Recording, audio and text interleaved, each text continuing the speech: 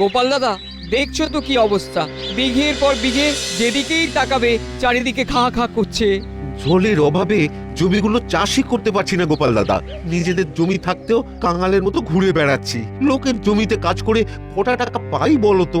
আসলে দেখতেই তো পাচ্ছ গোপাল, জমিগুলো একেবারে আমাদের কৃষ্ণনগরের সীমানায় রয়েছে। আশেপাশে তো কোনো নদী নালা পুকুর কিচ্ছু নেই যে সেখান থেকে জল নিয়ে চাষাবাদ করব। জমিগুলো যে কারো কাছে বিক্রি করব তাও পারছি না, জলের অসুবিধার জন্য কেউ কিনতেই চাইছে না। জমিগুলো আমাদের গলায় কাঁটার মতো বিঁধে আছে, না পারছি গিলতে, না পারছি ফেলতে। আচ্ছা আচ্ছা, ঠিক আছে ঠিক আছে, তোমরা আগে একটু শান্ত হও। দেখো, আমি যা দেখলাম আর দেখে যা বুঝলাম, এই জমি চাষ করতে হলে একটা জলাশয় লাগবেই লাগবে, তাছাড়া এখানে চাষাবাদ করা অসম্ভব। জলাশয়? কিন্তু গোপাল দাদা, আশেপাশে তো ছেড়েই দাও, মাইল খানেক গেলেও তুমি কোনো জলাশয় পাবে না। সোজা কথায় এখানে কোনো জলাশয়ই নেই। আরে জলাশয় নেই তো তাতে কি হয়েছে, দরকার পড়লে জলাশয় বানাতে হবে। বলো কি গোপাল, জলাশয় বানাবো? আরে দেখোই না, আশেপাশে কেউ এখানের কোনো জমি বিক্রি করতে চায় কিনা। তাহলে কি হবে, সবাই মিলে যদি জমিটা কম বেশি করে কিনে নিতে পারো, তাহলে সেই জমি কেটে একটা বড় করে পুকুর বানিয়ে নিতে পারবে। তারপর সবাই মিলে সেই পুকুরের জল দিয়ে চাষাবাদ করতে পারবে। আরে এই বুদ্ধিটা তো আমাদের মাথায় আসেইনি। আরে আমার আর তোর মাথাতে কি এ বুদ্ধি আসবে? এ হলো গোপাল দাদার বুদ্ধি। ব্যাস, উপায় পেয়ে গেছো। এইবার তবে একটা জমি খুঁজে বের করো। খুঁজতে হবে না গো গোপাল দাদা, জমির খোঁজ আমার কাছেই আছে। তাই নাকি? বাহ, তাহলে তো ভালোই হলো। তা কার জমি? ওই যে গো, আরে নরেন খুড়ো আছে না, আর যার ৮০-র কাছাকাছি বয়স গো। আরে চিনতে পারলো না? আরে আরে যে কথায় কথায় সব ভুলে যায়। ও হ্যাঁ হ্যাঁ হ্যাঁ, ওই পূব দিকের মাঠের পাশের বাড়িটা তো? আরে হ্যাঁ গো হ্যাঁ, ওই নরেন খুড়োর কথাই বলছি। ওই নরেন খুড়োরও তো এখানেই জমি আছে। আমার সাথে রাস্তাঘাটে এই পথে বাজারে দেখা হলেই বলে এই জমিটা নাকি সে বিক্রি করে দেবে। তাই নাকি? আরে আমাকেও তো একই কথা বলে। আসলে খুড়োর তো তিনকুলে কেউ নেই যে দেখাশোনা করবে, তাই কেউ যদি জমিটা কিনতে চায় তাহলে খুড়ো নাকি কম বেশি করে জমিটা বিক্রি করে দেবে। বাহ, তাহলে তো ভালোই হলো। তাহলে ওই নরেন খুড়োর জমিটাই কম বেশি করে সবাই মিলে কিনে নিলেই সব সমস্যার সমাধান। কি সবাই রাজি তো নাকি? হ্যাঁ হ্যাঁ, আমরা আমরা সবাই সবাই সবাই রাজি, রাজি, সবাই সবাই রাজি। রাজি। চলো সবাই আজই তাহলে ওই নরেন খুঁড়োর সাথে কথা বলে আসি। নরেন খুঁড়ো যদি রাজি থাকে তাহলে কাল থেকেই জমি কাটার কাজ শুরু করা যাবে। হ্যাঁ গো, তাই চলো তাই চলো। এই এই সব চলো চলো চলো চলো সব। হ্যাঁ চলো চলো চলো, হ্যাঁ চলো।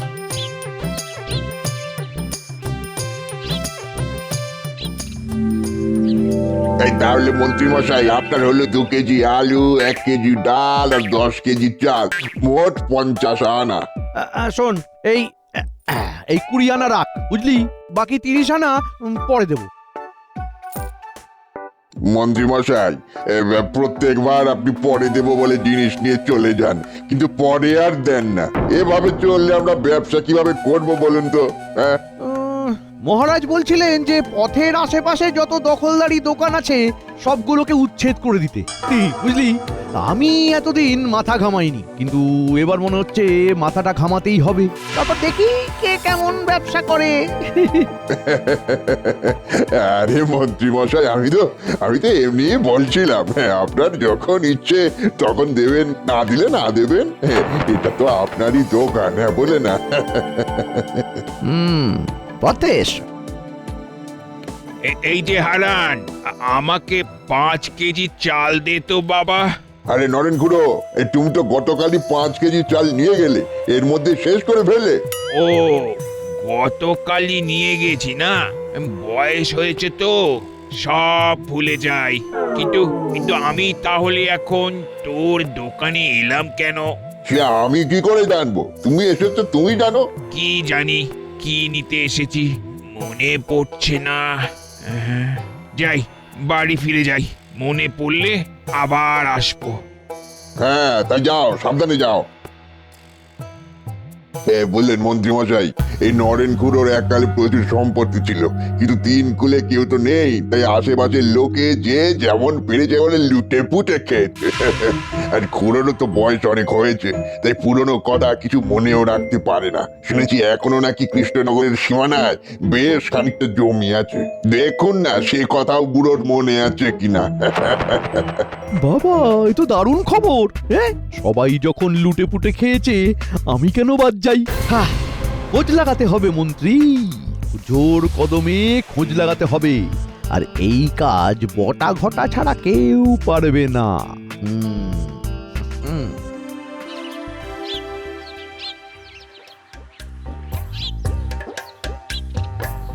নরেন খুড়ো, ও নরেন খুড়ো, নরেন খুড়ো গো। কে কেলি? এই যে খুড়ো, আমরা গো আমরা।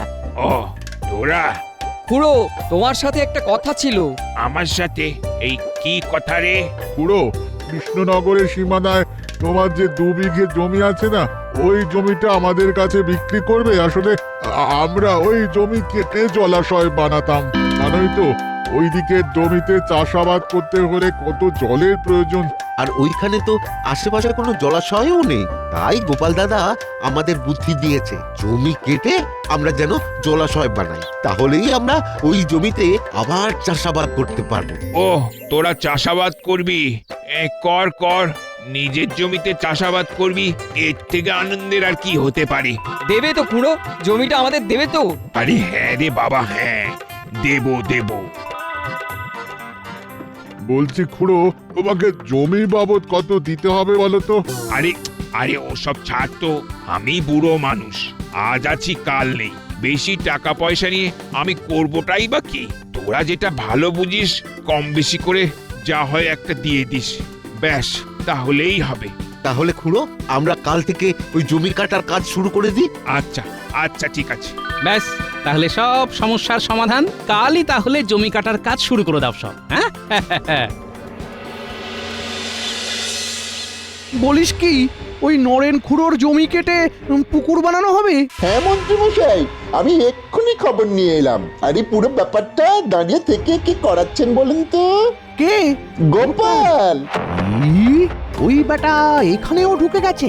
হ্যাঁ, নরেন খুড়োর জমিটা অল্প দামে কিনে সেখানে পুকুর বানানোর এই বুদ্ধিটা তো ওই চাষিদের মাথায় ঢুকিয়েছে।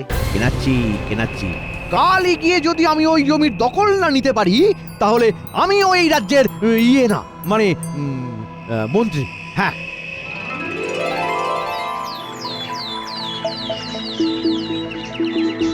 নরেন খুড়ো, তোমার সম্মতি নিয়ে এবার তাহলে আমরা জমি কাটার কাজ শুরু করছি কিন্তু। হ্যাঁ হ্যাঁ হ্যাঁ হ্যাঁ, শুরু কর শুরু কর। দাঁড়াও।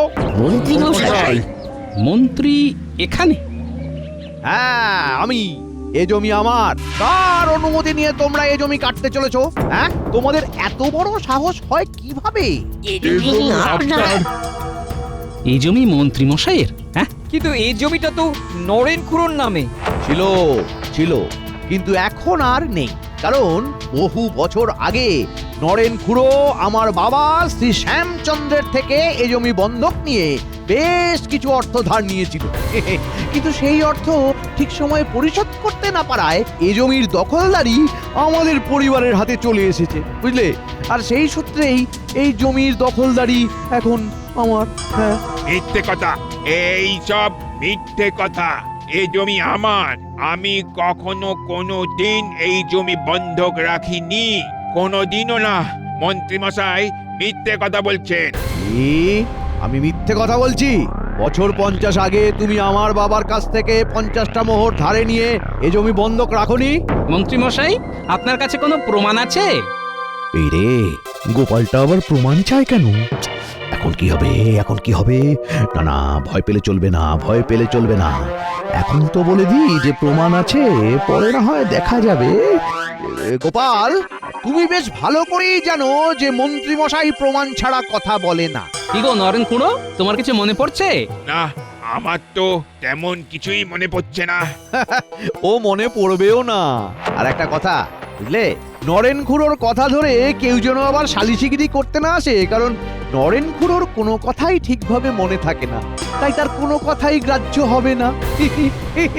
আমার সব কথা মনে না থাকলেও এই কথা আমার দিব্যি মনে আছে যে জমি আমি বন্ধক রাখিনি, আর গ্রামের সবাই সেটা জানে। তাই নাকি? তাহলে প্রমাণ করো যে এই জমি তোমার। প্রমাণ?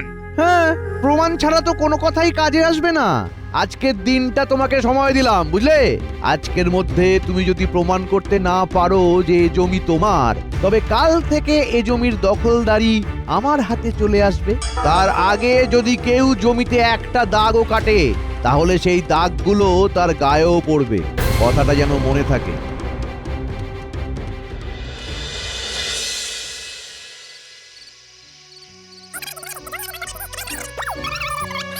নরেন খুড়োর কথা শুনে আমি এতটুকু নিশ্চিত যে ওই বেটা মন্ত্রী ইচ্ছে করে এই জমিটা হাতিয়ে নেবার ফন্দি করছে, কিন্তু সেটা প্রমাণ করব কিভাবে? না, আর হাত পা গুটিয়ে বসে থাকলে তো চলবে না। ওই মন্ত্রীকে জব্দ করতে আমাকেই কিছু একটা করতে হবে।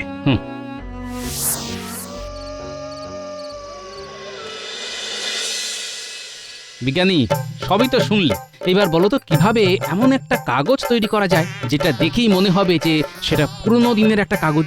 এই যে গোপাল, এই পুরোনো দিনের কাগজ বানানোর খুবই সহজ একটা উপায় হলো একটি কাগজকে রোদের মধ্যে দিন 10 ফেলে রাখতে হবে।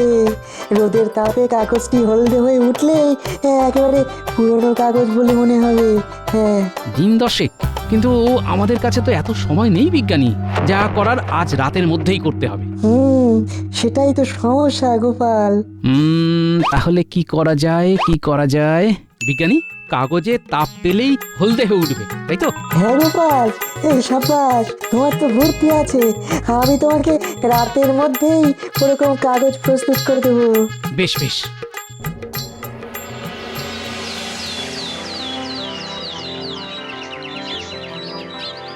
নরেন খুড়ো, মন্ত্রী মশাইকে খবর দিন আপনি জমিটা দিতে রাজি।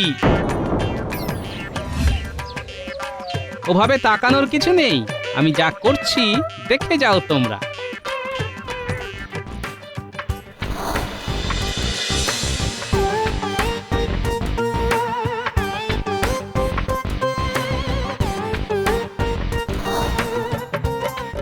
হ্যাঁ, ব্যাস লেখা হয়ে গেল। এই নাও নরেন খুড়ো, এটা ধরো, আর তোমাকে যেমনটা যেমনটা শিখিয়ে দিয়েছি তেমনটাই বলবে কিন্তু। হ্যাঁ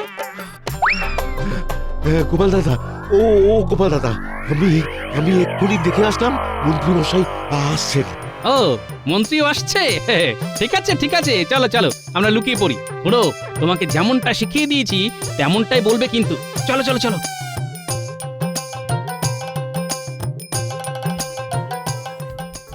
কি নরেন খুড়ো, জরুরি খবর পাঠালে কেন?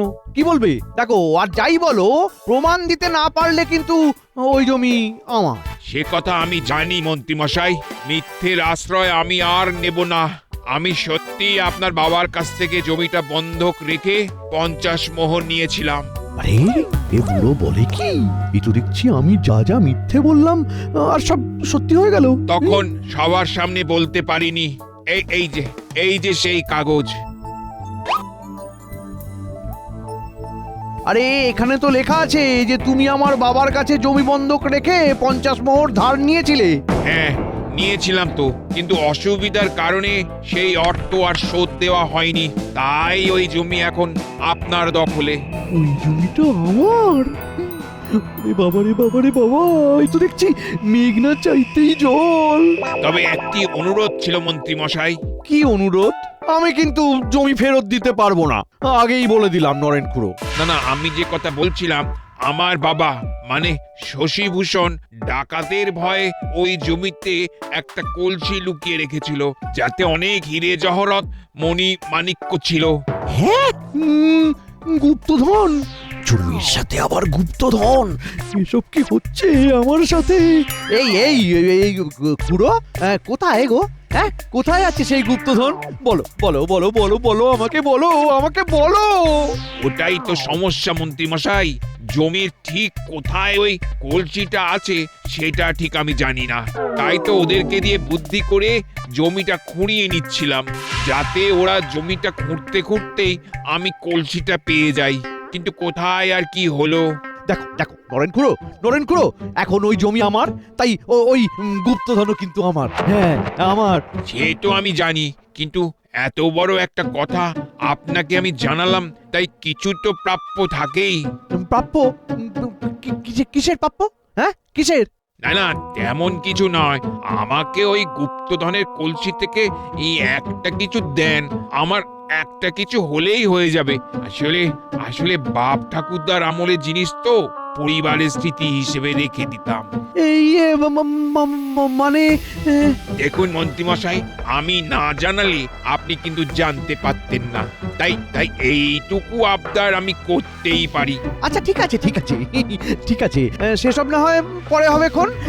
সবার আগে শোনো, সবার প্রথমে আমাকে আগে পুরো জমিটা কাটাতে হবে, তবেই ওই গুপ্তধন আমি পাবো। কিন্তু ওই অত বড় জমি কাটানোর লোক পাবো কোথায়? আমার কাছে এখন তেমন অর্থ নেই, কি যে করি। আরে মন্ত্রীমশাই, আপনি এত চিন্তা করছেন কেন? ওই চাষিগুলো তো আছেই, ওদেরকে দিয়েই জমিটা বুদ্ধি করে কাটিয়ে নিন। হ্যাঁ, কিন্তু ওরা শুধু শুধু কেন জমিটা কাটতে রাজি হবে? যদি আমার কাছে জমিটা চেয়ে বসে তখন? জমি চাইলে জমি দিয়ে দেবেন। দেখুন, জমি কেটে গুপ্তধন পাবেন, জমি নিয়ে ধুয়ে জল খাবেন। আরে সত্যি তো, সত্যি, এটা তো ভাবিনি আমি।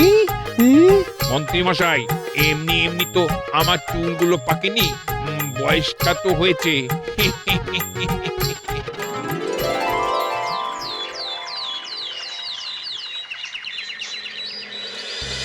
দেখুন দেখুন মন্ত্রীমশাই, আমরা আপনার কথা মতো জমিটা কেটে দেবো। আর জমি কেটে যদি কোনো গুপ্তধন বের হয় সেটাও সেটাও উদ্ধার উদ্ধার করব। করে দেব। কিন্তু তার পরিবর্তে আপনাকে এই জমি আমাদের নামে লিখে দিতে হবে। আরে আমি তো বললাম যে আমি দিয়ে দেবো। আশ্চর্য, এতে আবার লেখালেখির কি দরকার আছে? লেখালেখির দরকার আছে বই কি? এই লেখালেখি ছিল বলেই আজকে এই জমি আপনার হলো মন্ত্রীমশাই। কাগজে কলমে লেখালেখি থাকা যে কতটা জরুরি সেটা আপনি নিশ্চয়ই ভালো করে জানেন। হ্যাঁ, আগে লেখালেখি হবে, তারপর আমরা কাজে হাত দেব। হ্যাঁ, এই ব্যাটারটি কোটাকে সব জায়গায় মাতব্বরি করতে হবে। তো কাগজে কলমে লিখে না দিয়েও উপায় নেই। যাকে একটু পরেই তো গুপ্তধন পাবো, তখন এই শুকনো খটখটে জমি দিয়ে কি বা করবো? তার চেয়ে বরং লিখেই দিই। হ্যাঁ, এবারে ঠিক আছে, দাও কাগজ দাও। নিন ধরুন, এই কাগজটা পড়ে নিন। কি লেখা আছে এতে? এখানে লেখা আছে যে আপনি স্বইচ্ছায় এই জমিটা চাষিদের দান করে দিচ্ছেন। নিন, দেখে নিন। নাও।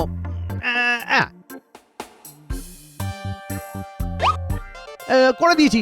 এবার সবাই কাজে হাত দাও। আরে কাজে হাত দাও।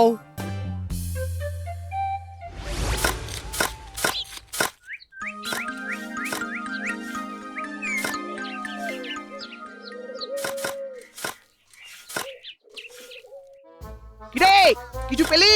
না মন্ত্রী মশাই, এখনো কিছু পাইনি। আরে আরো খোর।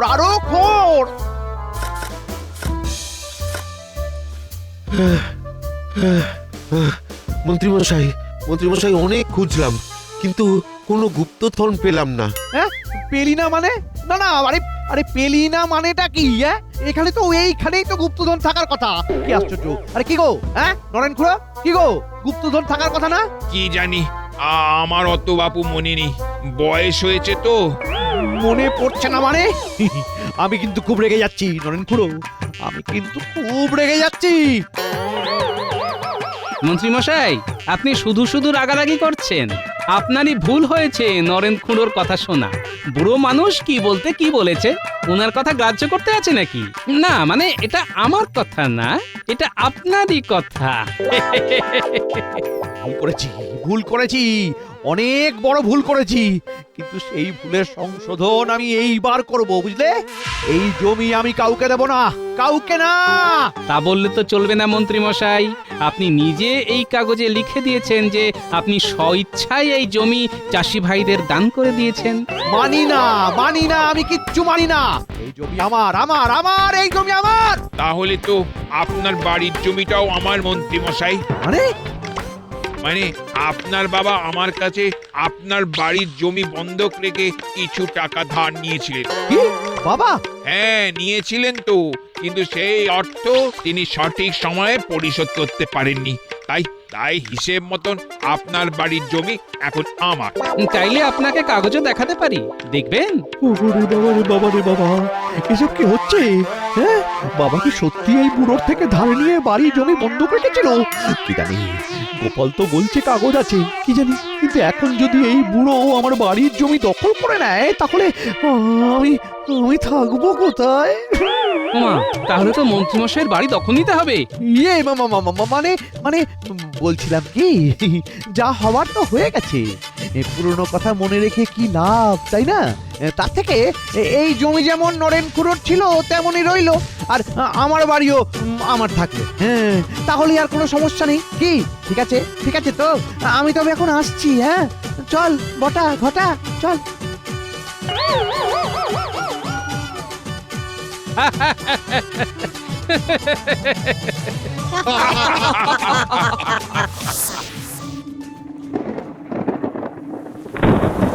আরে, মন্ত্রীমশাইয়ের চোখের জল তো বৃষ্টির আকারে তোমাদের সমস্ত সমস্যার সমাধান করে দিল। যা হয়েছে সবই তোমার জন্য গোপাল দাদা। এই সবাই মিলে বলো, জয় গোপাল দাদার জয়। জয় গোপাল দাদা, জয়।